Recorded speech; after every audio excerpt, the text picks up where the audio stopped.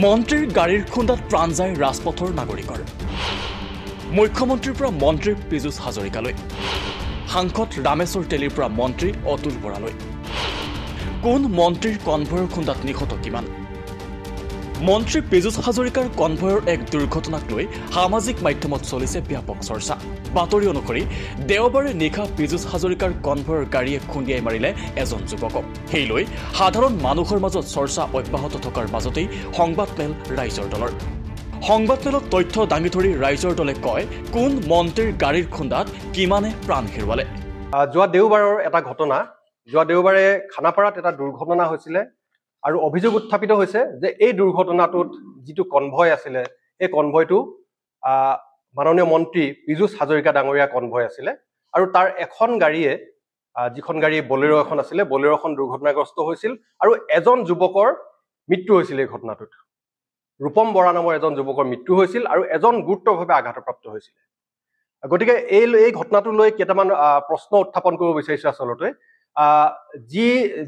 যি ধৰণেৰে বিধায়ক মন্ত্ৰী এইসকলৰ কনভয় ৰাজপথত চলিব ধৰিছে, জনসাধাৰণৰ জীৱনৰ নিৰাপত্তা একেবাৰে নোহোৱা হৈ গৈছে। যিখন চৰকাৰে জনসাধাৰণৰ নিৰাপত্তা সুনিশ্চিত কৰিবলৈ কথা কৈ ৰাজপথ দখল কৰিলে, আপোনাৰ গাড়ী দখল কৰিলে, সেই চৰকাৰখনে এতিয়া য'তে ত'তে ৰাজপথত জনসাধাৰণৰ জীৱনৰ প্ৰতি কোনো ধৰণৰ ভাবুকিহে হ'বলৈ ধৰিছে। আচলতে মই কেইটামান উদাহৰণ দিব বিচাৰো। এইটোৱে যে প্ৰথম ঘটনা, এনে ঘটনা নহয়। এই ঘটনাটো যিটো পীযুষ হাজৰিকাদেৱৰ কনভয়ৰ প্ৰতি যিটো অভিযোগ উত্থাপিত হৈছে, তেওঁৰ কনভয় এখন গাড়ীয়ে দুৰ্ঘটনাটো সংঘটিত কৰা বুলি, এইটো প্ৰথম ঘটনা নহয় অসমত। সংবাদ মাধ্যমত বিভিন্ন সময়ত প্ৰকাশিত বাতৰিৰ ভিত্তিত ৰাইজৰ দলে দিয়া তথ্য অনুসৰি হিমন্ত বিশ্ব শৰ্মা বাহনৰ খুন্দাত এজনৰ মৃত্যু, এজন পংগু। মাননীয় মুখ্যমন্ত্ৰী হিমন্ত বিশ্ব শৰ্মাৰ তেখেতৰ কনভয়ৰ দ্বাৰা কেইবাটাও দুৰ্ঘটনা ইতিমধ্যে সংঘটিত হৈ গৈছে। এটা ঘটনা হৈছিলে 8 নৱেম্বৰ 2018 চনত ভৰলুমুখত। তেখেত সেইটো সময়ত মুখ্যমন্ত্ৰী নাছিলে, কিন্তু এজন দায়িত্বশীল মন্ত্ৰী আছিল অসম চৰকাৰৰ, আৰু তেখেতৰ কনভয়ৰ খুন্দাত এজন অতি মেধাৱী ছাত্ৰ, সেই সময়ত টাটা ইনষ্টিটিউট অফ ছ'চিয়েল ছায়েন্সত অধ্যয়ন কৰি থকা ত্ৰিপুৰাৰ এজন অতি মেধাৱী ছাত্ৰ অনুপম চাকমা নামৰ এজন ছাত্ৰ নিহত হৈছিল। ঠিক তেনেদৰে আন এগৰাকী ছাত্ৰী, যিগৰাকী ছাত্ৰী লখিমপুৰৰ ছাত্ৰী আছিলে, সেই ছাত্ৰীগৰাকী জীৱনৰ বাবে পংগু হ'ল, জীৱনৰ বাবে ঘূণীয়া হ'ল এই মুখ্যমন্ত্ৰী মহোদয়ৰ গাড়ীৰ খুন্দাত। এই ঘটনাটো হৈছিলে লখিমপুৰত। ভাস্কৰ শৰ্মাৰ কনভয় সংঘটিত কৰিছে দুটা দুৰ্ঘটনা। দেৰগাঁৱত এজন নিহত, চাবুৱাত 7জন আহত।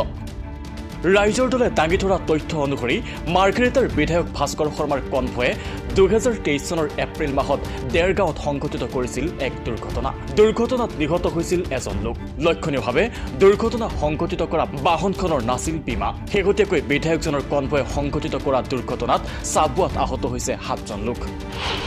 মন্ত্ৰী অতুল বৰাৰ কনভয়ে সংঘটিত কৰিছে 4টা দুৰ্ঘটনা। নিহত 1, আহত 1। ৰাইজৰ দলৰ তথ্য, মন্ত্ৰী অতুল বৰাৰ কনভয়ত দুৰ্ঘটনাত গহপুৰত নিহত হৈছিল এজন ব্যক্তি। 2023 চনৰ ডিচেম্বৰ মাহত সংঘটিত হৈছিল সেই দুৰ্ঘটনা। একেদৰে 2023 চনৰ জুলাই মাহতো মন্ত্ৰীজনৰ কনভয়ে গোলাঘাটত দুৰ্ঘটনা সংঘটিত কৰিছিল। অন্যহাতে 2022 চনৰ মে মাহত মন্ত্ৰীজনৰ কনভয়ে হোজাইত এটা দুৰ্ঘটনা সংঘটিত কৰাৰ বিপৰীতে 2022 চনৰ জুন মাহত নগাঁৱত সংঘটিত কৰা আন এটা পথ দুৰ্ঘটনাত আহত হয় এজন লোক।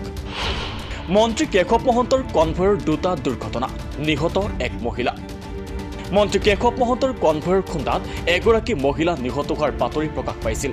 দুৰ্ঘটনাটো 2017 চনৰ ডিচেম্বৰ মাহৰ। একেদৰে 2021 চনৰ আগষ্ট মাহত আন এটা দুৰ্ঘটনা সংঘটিত কৰিছিল মন্ত্ৰীজনৰ কনভয়ে।